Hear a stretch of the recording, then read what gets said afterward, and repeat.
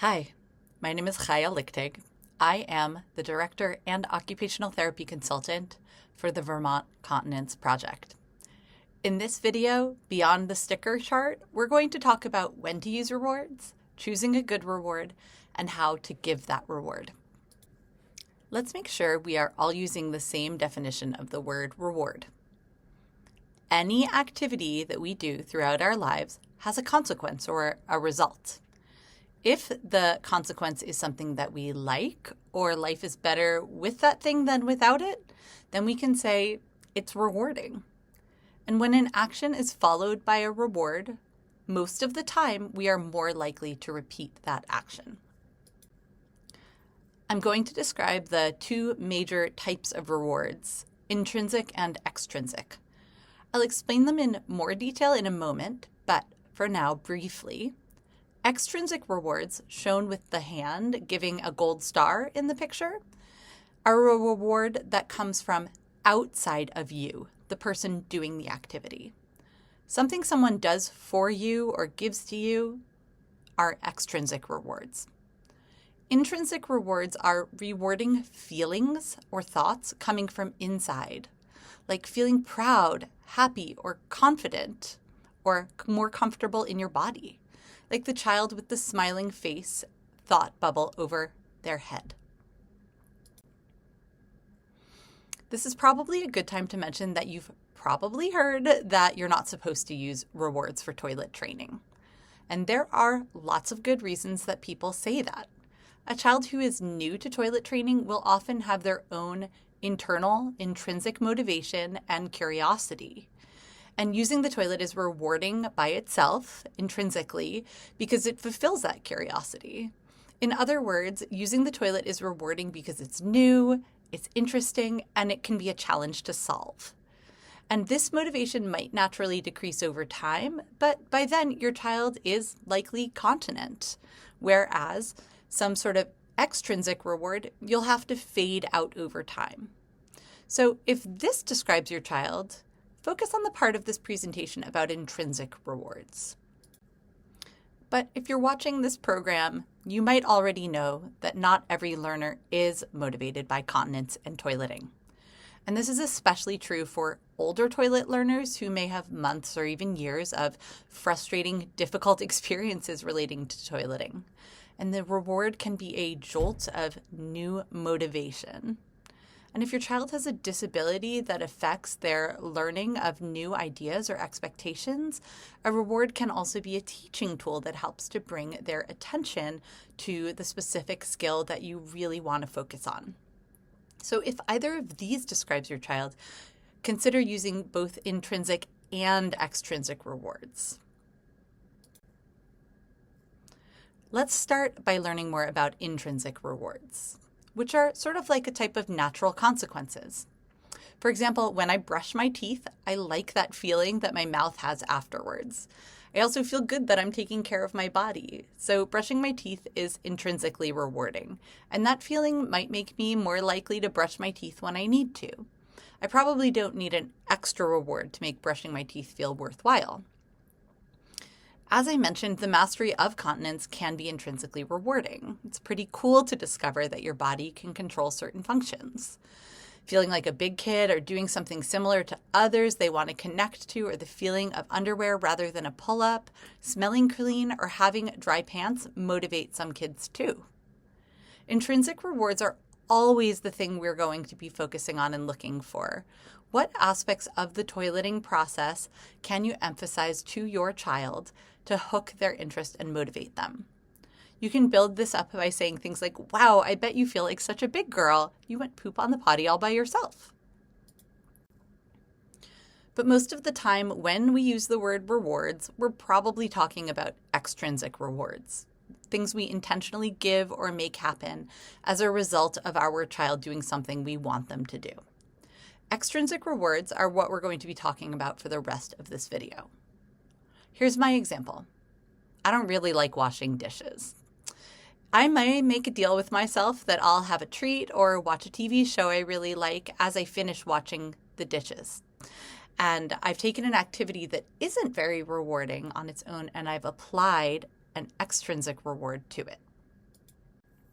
We can separate those extrinsic rewards into three big categories: social, activity, and object.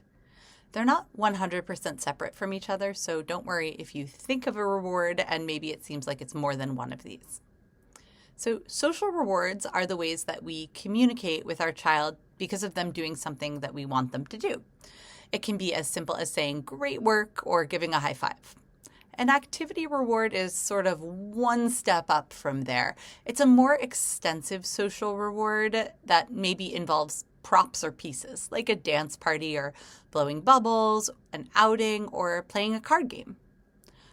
Object rewards are something that you actually give, and of course it can be as small as a single candy or the sky's the limit on the other end. Generally, you always want to start with those social or activity rewards. They're really wonderful for connecting with your child, and they're easy to tweak or fade over time. There are 3 steps to giving a reward. Choose your Inchstone, choose your reward, and choose your reinforcement schedule. I'm going to explain all of those. You might remember Inchstones, those small goals along the way to your milestones. We have a whole other video on them, so I'll only offer a couple of brief reminders that are particularly important when you think about Inchstones and rewards. One is that you need to pick something your child does that you can see and measure. So not having a tantrum is not something that your child does, but coming to the bathroom with one reminder is something your child does. You can see it and you can measure it. It was one reminder, right? You want to focus on achievable goals that's attainable now or soon. Your child's success and feeling of success is a huge part of the intention here. So choose something that feels important to you and feels doable for your child. Your goal is for them to be successful and get that reward lots and lots of times.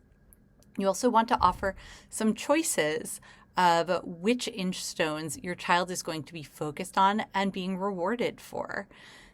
You can give them a closed list of options based on the Inchstones you know might be coming next. And you also want to make sure that they know what the step is that they're being rewarded for. Also, an important reminder that dry pants is not an appropriate goal, especially at the beginning of the process. If your child has struggled with toileting, they are likely working through some level of constipation.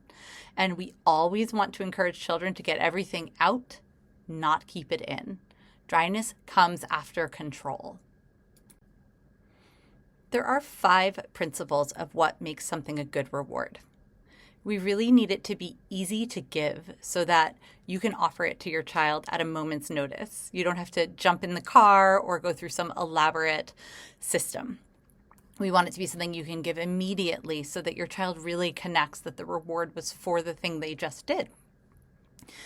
We want it to be inexpensive or free if we're giving it every single time, because it can get really expensive over time if our child is successful, which of course we want them to be. We want it to be high preference for the child so that they really care about whether or not they get that thing. And we want it to be something that's not available at other times, because if your child can just get that treat that you're offering them for toileting 20 minutes later, they might not be as motivated.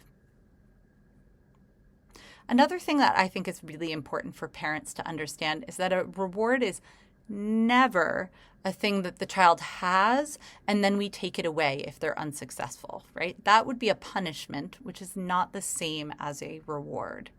We always want it to be something that we are giving in response to the child doing the thing that is the goal. Last, we want to think about our reinforcement schedule, which is just a fancy way of saying how often we give the reward. And so the first thing we'll want to do if we are teaching a new skill or setting up a new expectation is give a reward every single time. That's called a continual reinforcement schedule, and that is going to build up the most opportunities for your child to learn and execute on a new skill or behavior. And then when that skill becomes more consistent and you feel confident it's something that your child can do, most of the time, you transition to what we call an intermittent reinforcement schedule. And this means that you choose an interval, like every third time that they sit on the toilet or every fifth time that they participate in wiping, and you give a reward. Token reward systems, like a sticker chart, are also a form of an intermittent reinforcement system, where, for example, every time your child gets 10 stars for making a poop on the toilet, they go on a special trip to McDonald's. Or maybe you cut apart a picture of a toy that they really want, and when they've pieced it back together for doing that target behavior, whatever number of times it takes, then you give them the special toy. So then you can give a somewhat bigger reward because you can plan a little further in advance.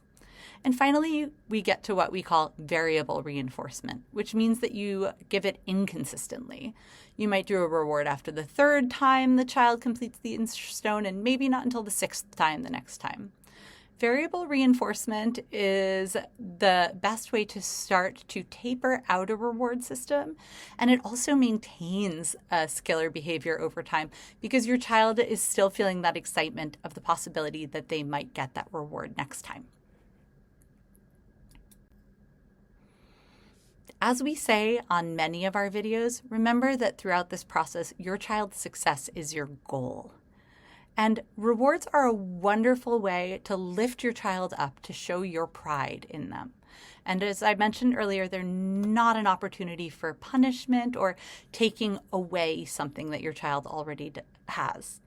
And if your child misses the target or doesn't achieve their goal, try to respond with a positive, better luck next time attitude.